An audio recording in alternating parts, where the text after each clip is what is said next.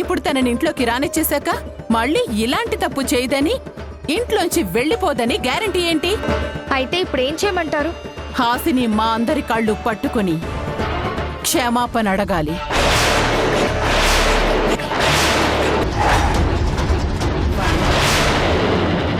రాజ్యమేది లేదు గాని రాణిలాగా చూసుకుంటా, కోట కట్టలేను గాని కళ్ళల్లో నిన్నే దాచుకుంటా. రాత ఎట్లా రాసి ఉన్నా ఆ మార్చి నీతో రాసుకుంటా. స్వర్గమంటూ ఉన్నదంటే అది నీతోనే ప్రతిరోజు పంచుకుంటా.